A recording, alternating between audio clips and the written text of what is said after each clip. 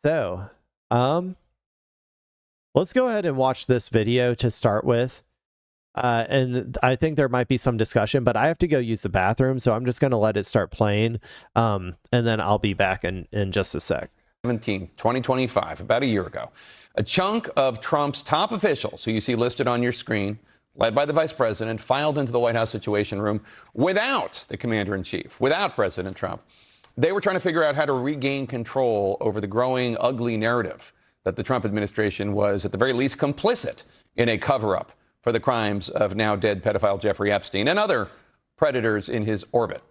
10 days earlier, the Justice Department and FBI had released their "Nothing to See Here" memo, saying that their review found no client list of the powerful men to whom Epstein had allegedly trafficked girls, underage, and women. Vice President Vance reportedly told the group, "This is a huge problem," and he argued that all the Epstein files should be released. The report says, quote, Vance had also floated to colleagues an extraordinary PR gambit that the White House enlists Tucker Carlson to interview Epstein's longtime girlfriend and co-conspirator, Ghislaine Maxwell, in prison. It might help the president if Maxwell was willing to state that Trump had not been part of any wrongdoing with Epstein. Spoiler alert, Tucker did not get that gig. You will note, however, that the goal here, as stated, fucking crazy, seemed to be to get Trump cleared by Maxwell, who is a criminal with questionable credibility, to say the least. The task of the interview ultimately went to then Deputy Attorney General Todd Blanche, who Trump has now nominated to be full-time Attorney General. Cut to August 13th, 2025, the Epstein scandal still raging. A similar Situation Room meeting is convened where the conversation turns to what allegations might be in those files about the president. One official reportedly raised the subject of a disturbing but unverified accusation against Trump that had come to light in case filings unsealed in 2023. And that included emails sent to a journalist by Epstein victim Sarah Ransom. And apologies in advance for some of the blunt language and visuals it will impart. We are going to edit some of it just because we don't need to go into all of it. You can read the New York Times story if you want more. Ransom claimed, quote, Ransom claimed that she knew a girl in Epstein's sex trafficking ring named Jen, who said she had sex with Trump. Ransom also claimed that Jen had told her that Trump had a predilection for nipples, unquote. It goes on. Which I didn't even, I didn't remember that aspect of it. I think I might have heard that at some point, that he had like a weird obsession with nipples. So, you know, and if it wasn't, you know, in the if it was in a consensual, just normal relationship, that would be no problem at all. But obviously, when it's like, you know, trafficked 12-year-old Russian prostitute or whatever, right, then there's a problem. I don't know how old this Jen girl was or whatever, but just judging by the general types of people that Epstein trafficked, you know, that would kind of be my assumption. Honestly, they're usually anywhere from like 12 to like 18 or whatever, right? Like anywhere in that range is kind of what Epstein was known for in terms of trafficking. Into more graphic and disturbing details. Again, not corroborated allegation. The New York Times report also notes that Ransom's credibility was not uncomplicated, given that she had made another claim that she had footage of prominent men having sex with young girls in Epstein's orbit, and Ransom later retracted that claim, saying, "Oh yeah, what a great piece of evidence right there that you have that she's not credible, that she retracted her claim." What, after like being, you know, after some like 6'6", like 300-pound dude came to her door and like, you know, gave her like a note saying, "Hey, if you talk, we're gonna fucking kill you." Like, yeah, no shit. She was literally a trafficked victim in a pedophile ring of like billionaire cabal. Like, you know, like what are you talking about? She's literally like, you shouldn't even consider her retracting her testimony or her like refusing to testify or whatever. You shouldn't even consider that as like evidence of her being like non-trustworthy. You should consider that as like the obvious thing that's going to happen, assuming what we think is happening. Like, what are we talking about, man? She was fearing for herself and her family if she went forward. Again, just to underline, these are all unverified allegations. Trump has not been accused of any criminal wrongdoing in any sort of court of law. He denies any wrongdoing. But, well, he did legally rape what's her name? E. Jean Carroll. He did legally rape E. Jean Carroll. So he is a rapist. Like, you can say that. I don't think they're going to, because they're fucking cowards, but he is a rapist. Trump officials were concerned about this allegation resurfacing if the Justice Department released all the Epstein files in its searchable library, which they only did, by the way, after being compelled by Congress. Now, here's how some of the Situation Room debate went down, according to this Times report by Haberman and Swan. Quote, the vice president said he thought the president would be okay with releasing the nipple-related documents. Okay, I'm just going to go ahead and do this now. I have some portions of this. Look, I prepared and everything here, people. Assuming that, give me 1 second. Assuming that I can get this thing to,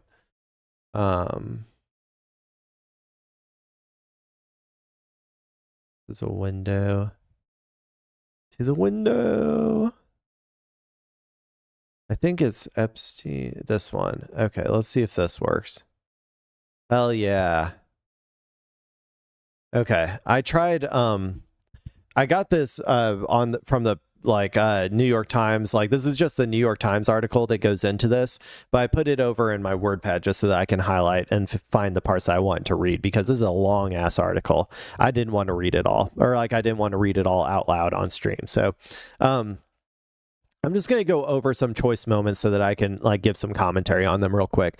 So this is from near the beginning of the article. Vice President J.D. Vance took a seat at the head of the table in the John F. Kennedy Center conference room of the Situation Room complex.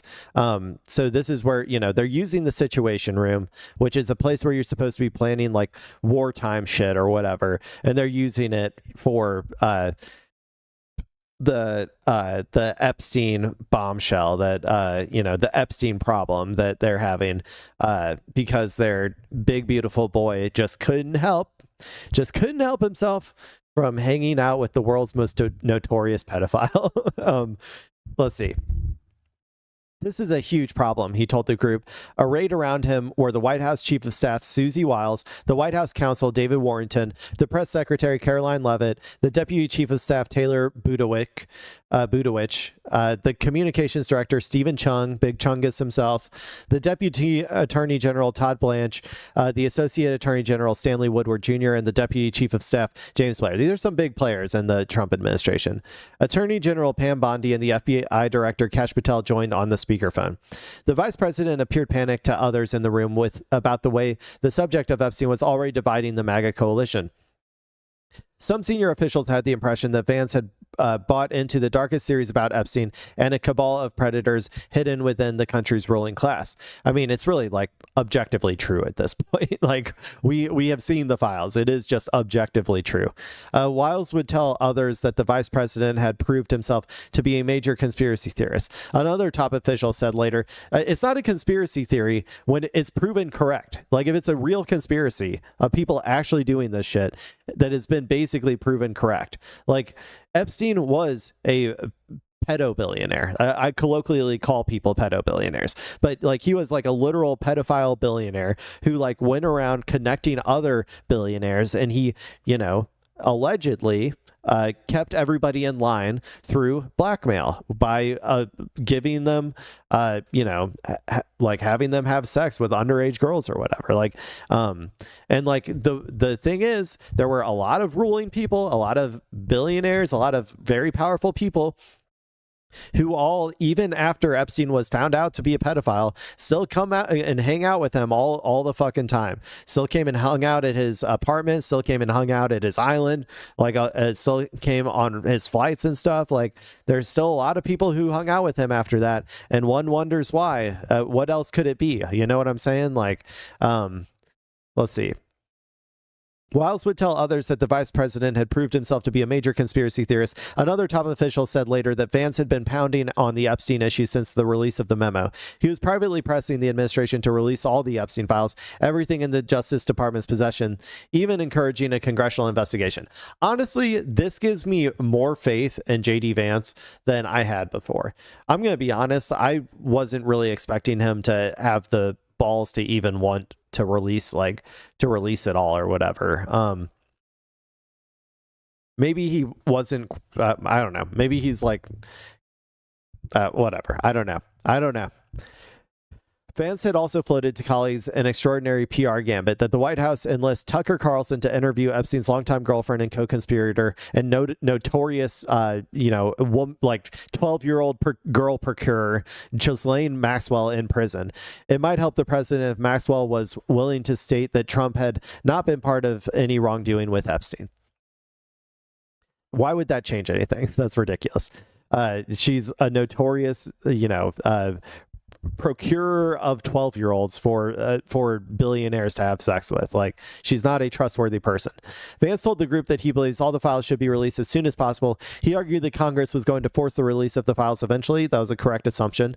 It was already clear that a bipartisan coalition in favor of such action was forming on Capitol Hill, and the momentum was going in one direction. If the administration got out ahead of this and released everything voluntarily, including whatever material existed about the president, it would at least get credit for transparency. The alternative was to let the story drag on for months as information dripped out, each new revolution renewing the cycle of suspicion and fury. Better to rip the bandage off and move on. That is probably the correct approach.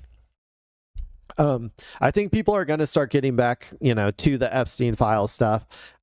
We got a lot of information from it so far, but I still think there's a significant portion of it that was unnecessarily redacted. I believe that there are definitely pictures and videos of these various elites having sex with underage girls that I think, with all of the blurring and redacting people as needed, need to be given out to the public so that people can know that and see that with their own eyes.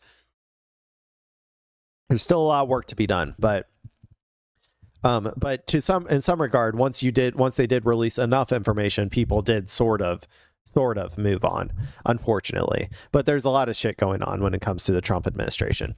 Vice President J.D. Vance appeared panicked to President Trump's other top advisors about the way that the subject of Jeffrey Epstein was dividing the MAGA coalition.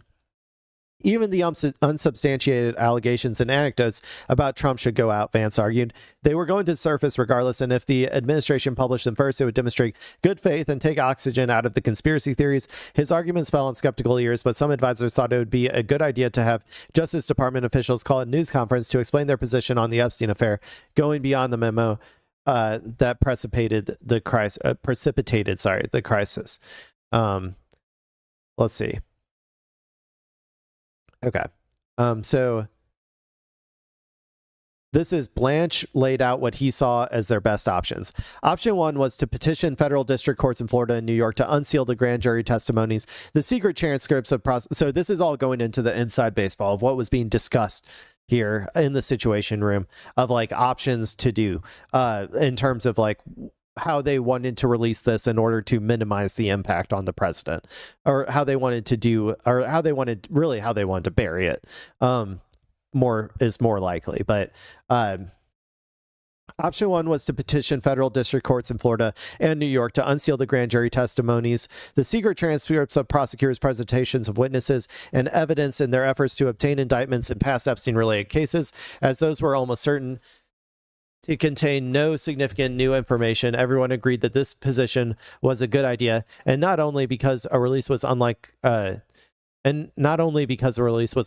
to damage the president.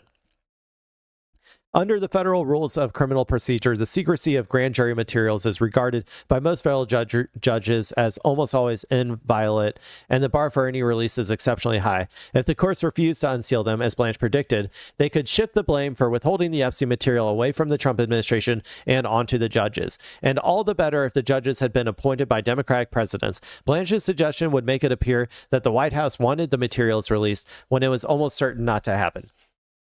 So I need people to understand that this is what is going on behind the scenes with all of these decisions. Everything that is happening, everything that's being released, everything that's being told to us is being strategically decided in meetings like this, where there are a bunch of people trying to come up with the best way to release something, or to not release something, or to hide something, or to bury something, in order to minimize the impact on, it's not just on Trump, but on the system that we have, the system that we allow for people to accumulate so much wealth and power that we need a fucking cabal of pedophiles to keep everyone like on the same page. You know what I'm saying? Like this is what they're doing. And you'll also notice that the one thing that none of them are talking about whatsoever are the fucking victims. Not a single one of them are being like, what would be best for the victims here? Not a single person in this room. They are all, even JD Vance, they are all trying to think of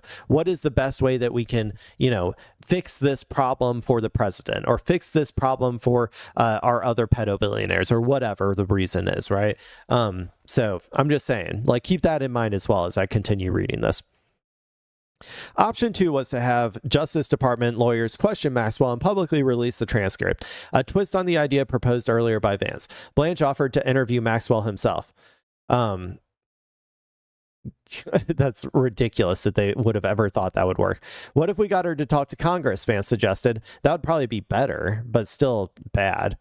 Blanche raised the possibility that Maxwell's lawyer might expect something in return for her candor. Oh, wow. Warrington, the White House counsel, responded by laying out the available choices without advocating any of them. Maxwell could be given a pardon, he said, or she could have her sentence reduced. Jesus Christ. At that, several around the table spoke up to register their strong disapproval. Yeah, I just did too.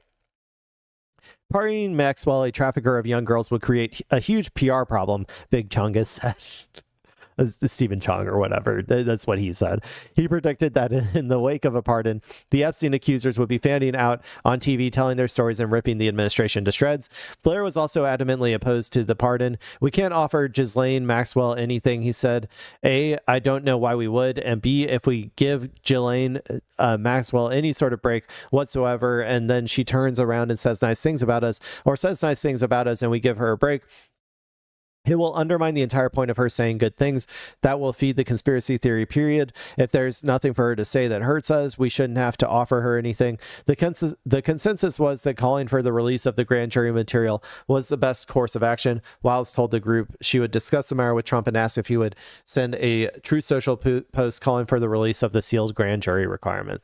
So yeah, there's the discussion about Ghislaine giving her that pardon that she wants so badly and might eventually get. There's also, you know, she got moved to a you know, a nice cushy a nice cushy prison place, like a minimum security, like she gets to have a puppy, like, you know, that type of prison facility as well. So, you know, some of that might have been contingent on her doing that video where she said that Trump didn't do anything. But okay, I got a little bit more here. The day the memo was released, Bongino showed up to a, let's see,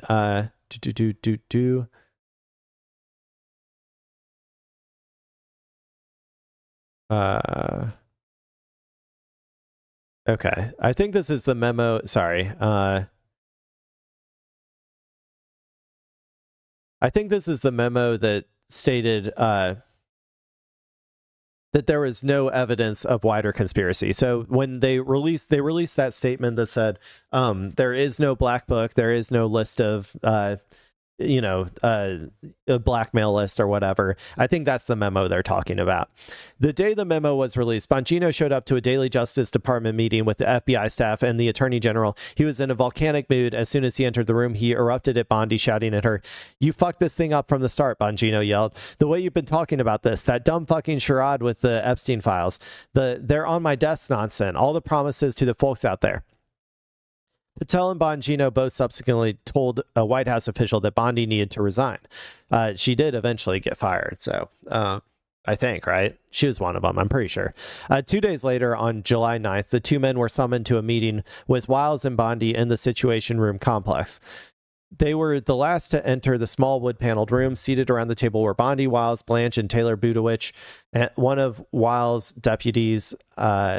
The moment Bongino sat down, Wiles told him that she had been informed he leaked a sensitive story about Epstein and Trump to ABC News. I'll tell you what, Bongino replied. I'll give you $100,000 cash right now. I'm not kidding. Walk out to West Exec, put that reporter on speaker, and get him to admit I leaked it. $100,000. Wiles snapped back. Well, we all got ourselves into this. Bongino cut her off. No, no, no, no. We didn't get ourselves into anything. I warned you guys about this, and the whole time you ignored me. And exactly what I said was going to happen, happened. And now you're pretending I was in on this. I was never in on this. Bongino's aggressive response to Wiles startled the others. She was the White House chief of staff, essentially a stand-in for the president. Wiles put Bongino on the spot. Going forward, she said, we're all in. We're all going to agree to move forward. Are you in or not? No, I'm not, Bongino said. This is not my plan. I'm not part of this going forward. Forget it. I'm out of here. He stormed out of the Situation Room onto West Executive Avenue, where he climbed into the back of Patel's armored SUV and directed the driver to take him to FBI headquarters. He didn't resign right then, I think, but he did resign eventually. Or I think just he was either fired or he resigned. So there's some of the drama going on with the various podcast influencers that somehow infiltrated our administration. Vance made clear to colleagues that he feared losing some of the so-called low propensity voters, the young men who were not traditionally Republican but who had voted for the Trump-Vance ticket in 2024. This was an audience tuned into the manosphere podcasters like Joe Rogan, and it was worrisome that the podcast hosts themselves were now rebelling. But there was one major obstacle in the path of the solution. The president himself still had no interest in transparency. He wanted the whole Epstein issue buried, and he was snapping at anyone who mentioned it. His staff largely avoided the subject in the conversations with him, forced to worry among themselves.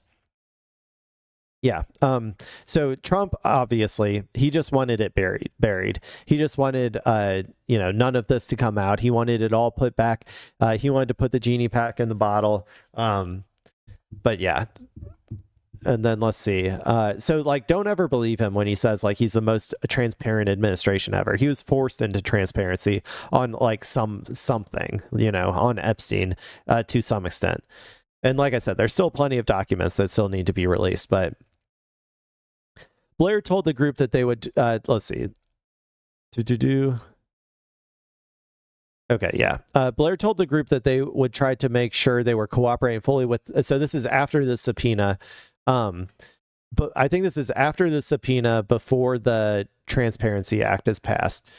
Blair told the group that they would try to make sure that they were cooperating fully with the House subpoena, but that the priority was to release information that demonstrated Trump was not involved in Epstein's crimes. Blanche gave an assessment of the Epstein material he had personally reviewed or been briefed on, including a volume of CP. The conversation turned to how these files should be released to the public. The idea already in the works was to put all Epstein-related material on a website. That way they could overwhelm the magosphere with far greater volumes of real information in the form of a huge database.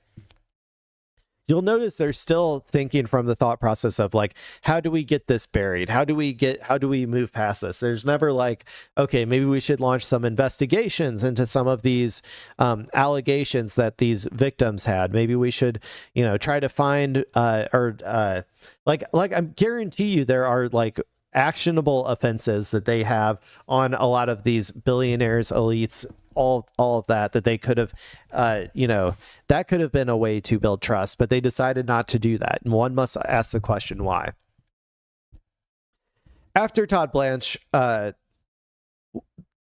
After Todd Blanche, then the Deputy Attorney General, interviewed Epstein's co-conspirator Ghislaine Maxwell, she was quietly moved to a minimum security federal prison camp, which only deepened the public outrage. Yeah, and you'll notice it's after, okay, so that's what I thought. It's after the interview, which means a condition of the interview was getting her into this cushy, laxed security or like minimum security federal prison, which is fucking insane. The website had been easy to build, and they were looking at potentially going live within a week. They had already accumulated a mountain of materials that Blanche had been scrolling through, and it included piles of documents from both civil and criminal cases. They planned to release it all. Blanche could then appear on Rogan's podcast to promote the transparency from the White House. And that is something that I think is important. Actually, let me read this last statement down here, or like this one down here, and then I'll go into it. The vice president once again pushed to release as much of the Epstein files as possible, and with an eye on the public messaging, he proposed that he should be the one to appear on Rogan's influential podcast. Vance had just gotten off the phone with Rogan, and he later told others that Rogan said he wouldn't have Blanche on his show, but would take Vance. Vance argued that if he were the one to appear on Rogan's show, then only a part of the conversation would be about Epstein. The rest of the interview, he told the group, could be about the president's recently passed legislation and what it would do for working families. Look, Joe Rogan, Jesus Christ, take a look at yourself in the fucking mirror. Look at what you've become, you monster. I'm serious. He's a fucking monster. He is a monster. Joe Rogan is a monster because look at what these people who are trying to cover up for a pedophilic cabal of billionaires are trying to use your show for, Joe. Look at it right here. It's right here on the screen. Look, right here. I probably should have done this a while ago. Zoomed in a little bit, but look at this right here. This is what they are using you for, Joe. They're using you in order to maintain the power of fucking pedophiles. Like, what? Like, come on, man. Come on. You know, I mean, Jesus Christ, dude. Okay, let's see. I think this is the last, or maybe there's a little bit more. Then here's some of the Virginia Jeffrey stuff. In the emails, Ransom, this is kind of what they were talking on that CNN video. In the emails, Ransom claimed that she knew a girl in Epstein's sex trafficking ring named Jen, who said she had sex with Trump. Ransom also claimed that Jen had told her that Trump had a predilection for nipples and that he had aggressively flicked and sucked hers. Ransom wrote that she had seen evidence when she shared a bathroom with Jen. They looked incredibly painful as they were red and swollen, and I remember wincing when I looked at them, she wrote. Corroborating evidence, as it would be called. Ransom's credibility was not uncomplicated. She had made another claim that she possessed video footage of prominent men having sex with young girls in Epstein's entourage. She later retracted the claim, saying she feared for herself and her family if she proceeded. Of course, someone came to her just like someone came to Epstein to say, you know, you gotta go. Like, so she backed off, but after a federal judge ordered the unsealing of some of Giuffre's case files in 2023, the document that connected Trump to the claim about abused nipples was among the material that came out. It was an unconfirmed allegation and not been, well, it was somewhat corroborated by that other person, but okay. Let's see, It was an unconfirmed allegation and had not been made publicly, but the disclosure led to some articles that were quickly lost in the swirl of election year news. That was like where I was like, I thought I had like a vague memory of that story, but yeah, it wasn't in the news for too long. Some of Trump's advisors in the Situation Room had never heard of the nipple claim. Those who had seemed to have only a passing familiarity with it. Many in the room thought this was all just discredited nonsense, but it might not matter. The ransom emails could get new attention if they were included in a public-facing and searchable Epstein library that carried the branding of the Justice Department. An administration official had already searched for Trump-related materials on the still private test version of the website, and the nipple material was among the first items to show up. None of the credibility issues would come into consideration if a government-endorsed database gave Ransom's claim about Trump a stamp of validity. This is out there, one of the officials told the group in the Situation Room. They're going to make a huge scene of this, even though it's not true and everybody knows it. My God, the amount that they like go to bat for fucking pedophiles is crazy. Blanche argued that in context, the ransom document and Ransom's disavowal of some of her other claims would make clear why the allegations related to Trump had never been pursued for prosecution. Besides, these allegations were available online, are already available online because of what had been unsealed, so there was no reason to leave them off the Justice Department website. The vice president said he thought that the president would be okay with releasing the nipple-related documents, arguing that Trump had been accused of worse. I think we should put it out, he said. It would cause people to say we're going further than we need to, whilst quickly responded that the president would not, in fact, be okay with it. It was a point no one wanted to continue debating. All of these decisions, by the way, I'm assuming are decisions on whether to hide information illegally. Like like the letter of the law says that you have to release all of this information without regard for the reputation of the people who are involved. And all of this indicates to me that they were covering up all of Trump's shit in there, that they were making decisions on a case-by-case basis on whether to include it in the database, which is illegal. It's illegal. They should be in jail for doing that. That was all that I had from the actual thing, all of the most interesting parts that I could gather, at least. So let me go ahead and swap this back over. I think this one. Yeah. Okay. So anyway, that's all the stuff that I thought was pretty important about it. But I want to kind of see what this like panel, or like, I don't know if it's a panel or just a discussion. But like, let's see what CNN is thinking real quick, and maybe we can get some more insight. Unquote. What was so interesting was that you could really see President Trump losing control of the Epstein story paragraph by paragraph as they give this internal account of the Trump team trying to deal with it. And part of what is so fascinating about it is that, listen, we're living through a presidentially led backlash to Me Too, right? The president has appointed himself the chief opponent of this movement. But then what happened is it turned out that people really cared about the Epstein files. They were grossed out by the idea of young women being manipulated by the powerful and the wealthy.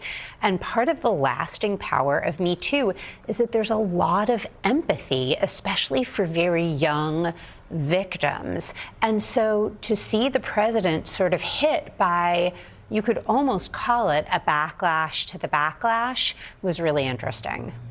I don't know if there was, I don't know if I would agree with that necessarily. I think the problem is more that they put their entire brand, like the Republican Party put their entire brand on like all of our enemies are pedophiles, and we need to get in charge so that we can like uncover it and like start prosecuting all of these people, right? Like they made a really big stink about that, and Jeffrey Epstein was sort of like the catalyst, because they believed that it would only, I mean, it's insane for them to believe this, but they truly believed, I think, a lot of the like average, Republican voter people, that like it was only going to be Democrats or something. like they honest to God, I think, believed that like only their political enemies would be implicated inside of the Epstein files. And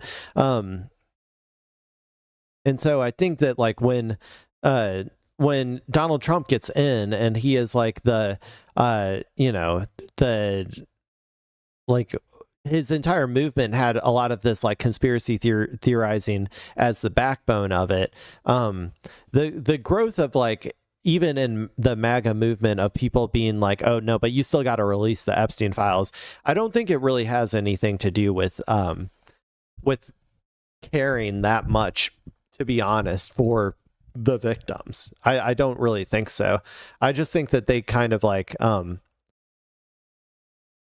made it a part of their identity, to be honest. Like, I think that's why. I don't know. Maybe I'll think about it a little bit more, but like, I don't know if I don't know if the Me Too angle is where I would think that it is, at least.